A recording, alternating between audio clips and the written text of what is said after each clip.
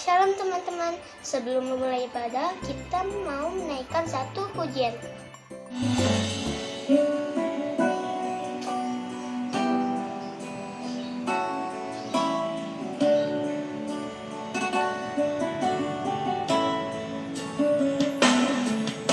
Selamat pagi Bapa, selamat pagi Yesus, selamat pagi Roh Kudus.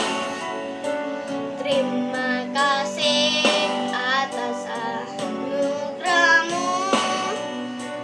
Semalam telah berlalu, ku memuji, ku bersyukur, memuliakan nama-Mu. Allah Bapa, Putra, Roh Kudus, terima kasih.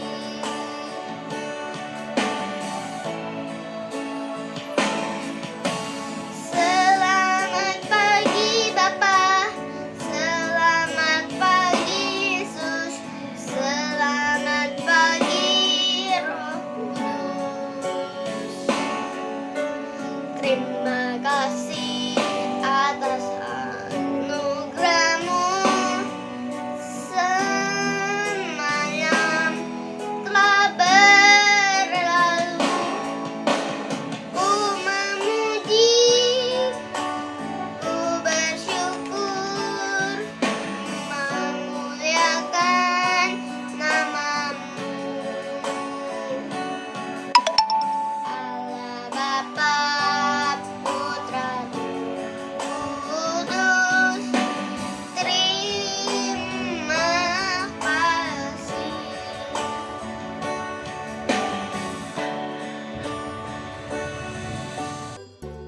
Shalom teman-teman, ketemu lagi sama aku Jill. Nah, apa kabar kalian nih? Pasti semua baik-baik saja kan? Yuk kita nyanyi dengan semangat buat Tuhan. Semangat teman-teman, I love you.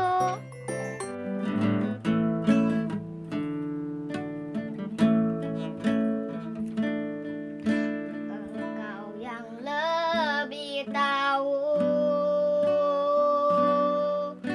cara untuk membuka jalanku.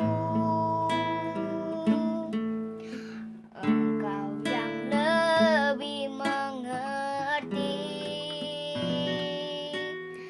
cara untuk menolong hidupku.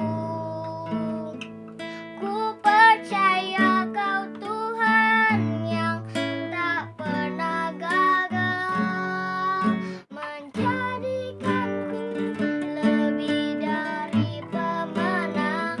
Ku percaya Kau Tuhan yang tak pernah lalai, menepati janji-janji-Mu.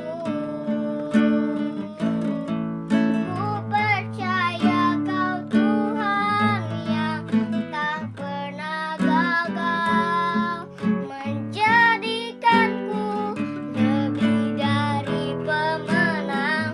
Ku percaya Kau Tuhan yang tak pernah lalai, menepati janji-janji-Mu, menepati janji-janji-Mu, menepati janji-janji-Mu. Terima kasih. Shalom, ketemu lagi sama Kak Windy. Bagaimana kabar kalian? Pasti semuanya sehat. Oke, semuanya kita sudah siap untuk memuji Tuhan. Kalau kau suka hati tepuk tangan, kita bertepuk tangan. Kalau kau suka hati hentakan kaki, kita lakukan hentak kaki. Yuk, kita mulai ya. Kalau kau suka hati tepuk tangan. Kalau kau suka hati tepuk tangan. Kalau kau suka hati, mari kita lakukan. Kalau kau suka hati, tepuk tangan. Kalau kau suka hati hentak kaki. Kalau kau suka hati hentak kaki. Kalau kau suka hati, mari kita lakukan. Kalau kau suka hati hentak kaki. Kalau kau suka hati tepuk tangan. Kalau kau suka hati tepuk tangan. Kalau kau suka hati, mari kita lakukan. Kalau kau suka hati tepuk tangan. Kalau kau suka hati hentak kaki. Kalau kau suka hati hentak kaki. Kalau kau suka hati, mari kita lakukan. Kalau kau suka hati hentak kaki.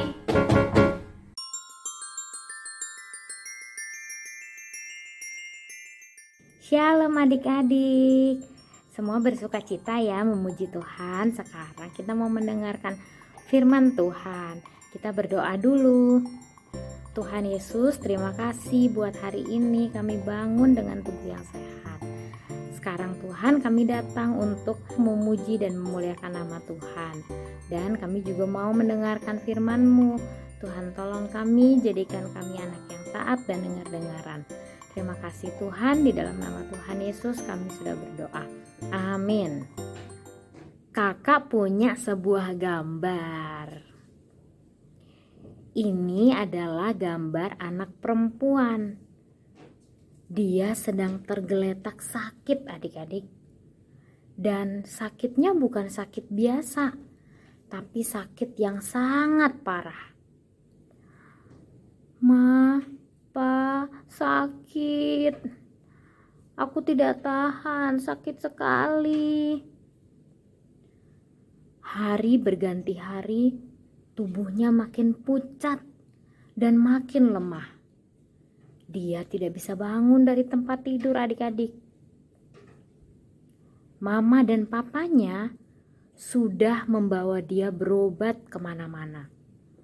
Tetapi tidak ada perubahan. Kedua orang tuanya sangat sedih. Hari itu, serombongan orang berduyun-duyun datang ke sebuah kota. Ayah dari anak yang sakit tersebut mendengar bahwa rombongan yang datang itu adalah Yesus. Dia pernah mendengar bahwa Yesus ini bisa menyembuhkan orang sakit. Di mana-mana ketika dia datang ke kota itu, dia pasti mengajar dan menyembuhkan orang sakit. Dan ternyata sekarang mereka sedang ada di kota itu.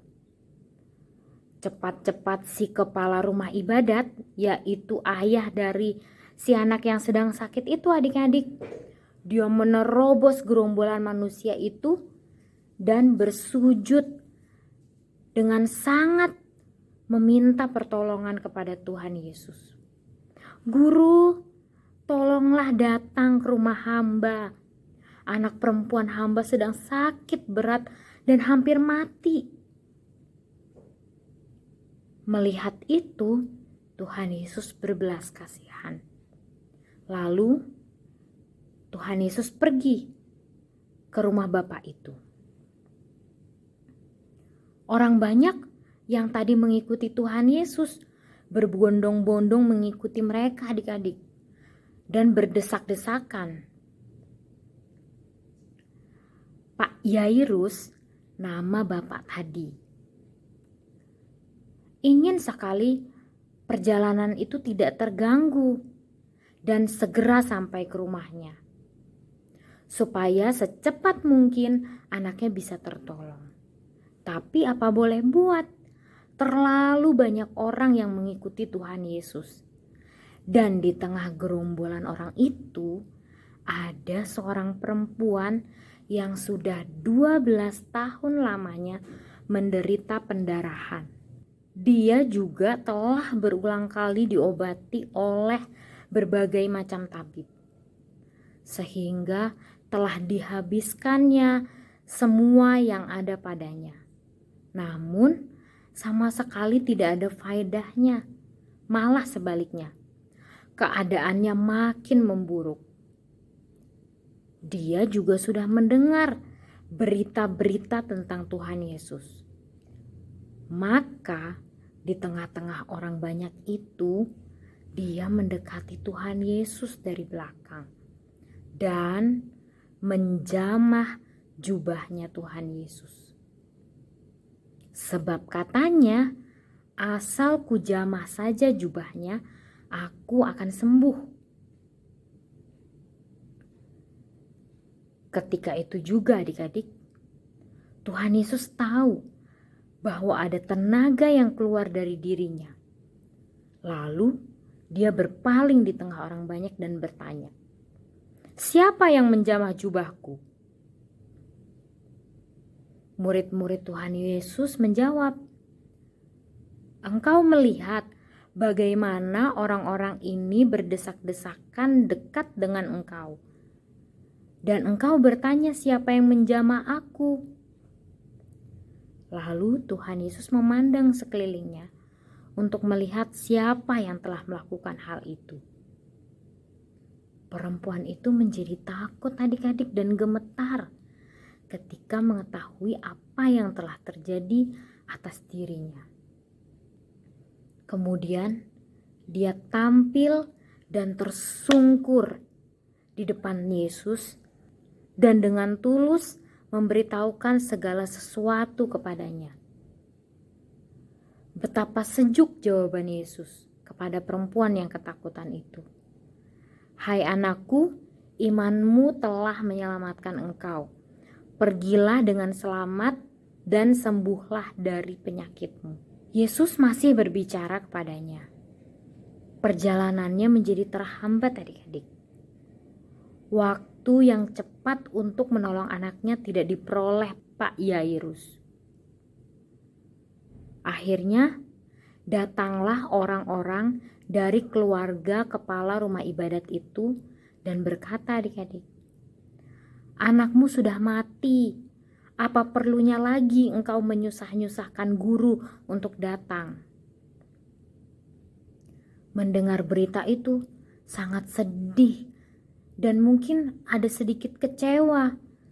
Kenapa harus terhalang perjalanannya? Tetapi Yesus tidak menghiraukan perkataan mereka dan berkata kepada kepala rumah ibadat itu, "Jangan takut, percaya saja." Lalu mereka melanjutkan perjalanan itu adik-adik menuju rumahnya Pak Yairus. Sesampainya di rumah Pak Yairus, sudah banyak tamu yang datang. Mereka ribut, mereka nangis. Sebelum masuk ke rumah Pak Yairus, Tuhan Yesus tidak memperbolehkan seorang pun ikut serta kecuali Petrus, Yakobus, dan Yohanes, saudara Yakobus.